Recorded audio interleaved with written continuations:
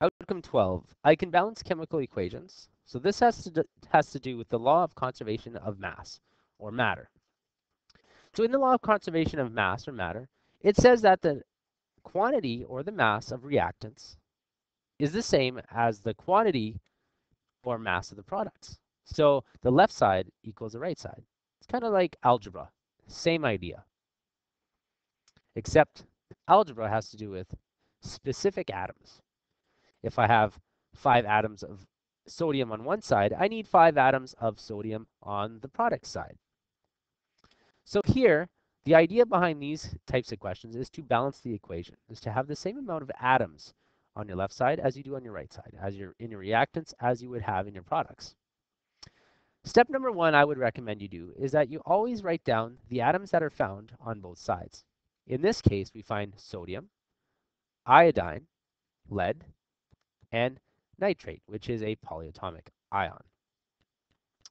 We find the same atoms on the other side. If you didn't, your equation would be wrong. It would not be a chemical reaction. It would be impossible.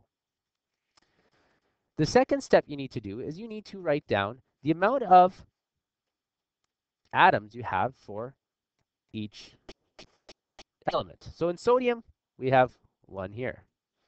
Iodine, we got 1. Lead, we got 1. And nitrate, we got 2 because there's a 2 right there. We do that as well on the product side. Sodium, we got 1. Iodine, we have 2, so it's different. Lead, we got 1. Nitrate, we have 1. The 3 does not represent the entirety of the atom. It only represents the oxygen. There's a little invisible 1 right here. You'll notice that there are two atoms that are different. The iodine and the nitrate.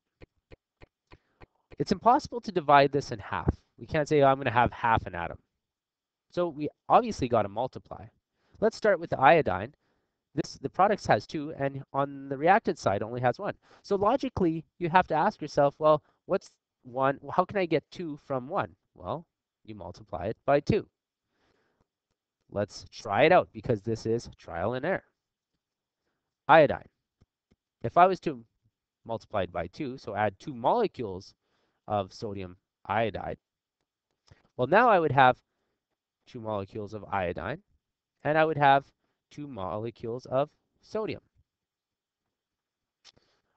I have the same amount of iodide, same amount of lead. I don't have the same amount of nitrate, and I don't have the same amount of sodium anymore. Let's try seeing on the other side if we can do anything. Well, to increase my sodium to the amount of lead, I need to multiply it by 2 again, because 1 times 2 is 2, and that would make the same. So let's say I do 2 right here. So I add 2 as a coefficient. Now I have 2 sodium, 2 times, because nitrate as well, so I have to multiply that one as well. So 2 times 1 is 2. So let's look and see if we actually balanced out the equation.